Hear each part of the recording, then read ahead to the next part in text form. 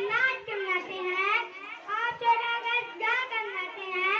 ये कैसी सेलिब्रेशन हो रही है कि जिस रब ने हमें इतना बड़ा तोहफा दिया है, हम उसी से बगावत करके अपनी खुशियों का इजहार कर रहे हैं।